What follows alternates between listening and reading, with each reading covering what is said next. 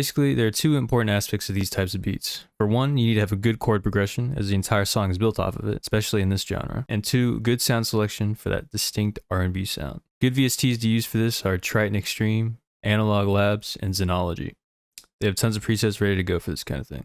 So in the first beat, this is a more advanced chord progression. I'll have a way easier one in beat number 2, but for now, let me break it down for you. My chord progression here is a 6-5-4-1 progression with a switch up in the last 2 bars of the beat.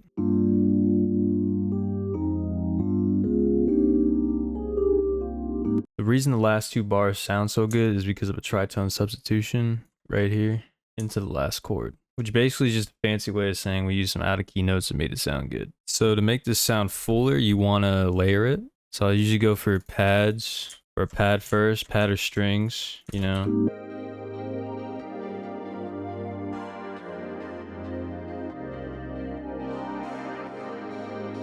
Literally just same chord progression but copied over, so together. So this initial piano gives it more attack in the beginning, and then this fills it out, the pad fills it out. And then I add another layer, the taste, for more of an attack and more of like that R&B sound, because this is just a regular piano. Gives it a more like jazzy kind of feel.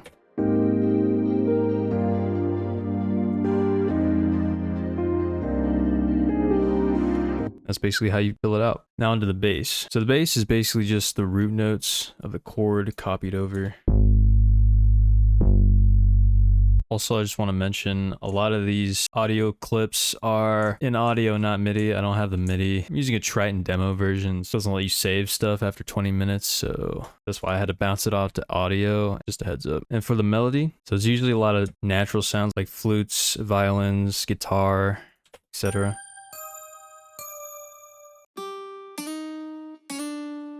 And, you know, I layered these, the bell and guitar, to accent these specific notes right here. Just listen to the guitar.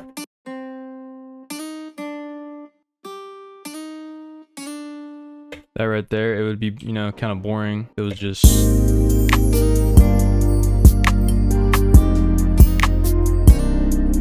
So I accented it with this bell, which a lot of these beats have this kind of bell sound in them, so... Get that extra flavor. It's the guitar.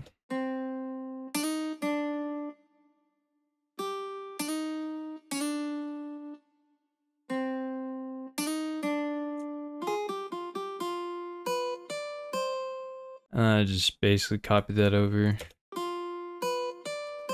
These are the MIDI notes for it. A good tip for melodies. So a lot of times for melodies, articulation is very important. So for this guitar melody, not the same sound I used, but as you can see, these are called grace notes. So basically it's just a little accent before it hits the actual note, and it just gets that nice little, like, it just makes it more interesting basically. I add these a lot. It's a pretty good technique. Yeah, so basically I just added the flute, bell, guitar. That's about it for the melody. And this violin towards the end to kind of accent the transition into the verse right here. You can hear that in context. It doesn't appear anywhere else except for there. But...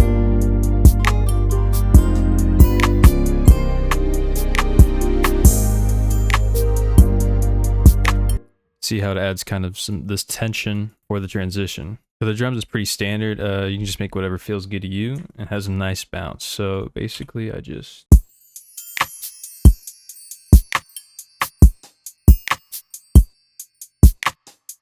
Basically, it's just whatever you want to get an R&B kit or something. Just get these R&B kind of sounds like kicks.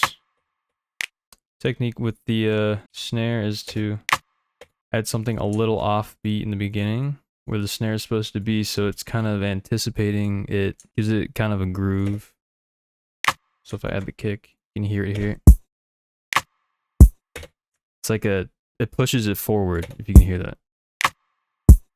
The snare is kind of pushed forward a little bit, gives it a kind of a sway, I don't know, swaying kind of feel. Then we got the hat. you know, just cause. We got extra hats. And then for a lot of these beats, there's triangles used. So whether it's like a dry hit, like kind of a muted hit, or like a full on. Triangles definitely used a lot in these types of beats to accent stuff. And shakers are also used a lot.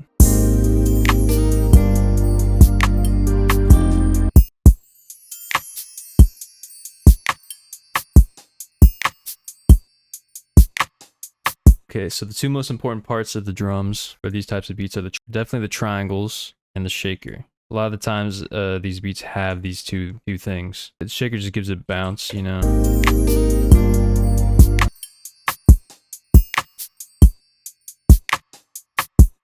You can feel it. And this chime sound effect. A lot of the beats, especially the ones Elijah uses, they use this chime sound effect in the beginning of the section of the beat. So like the hook would have it.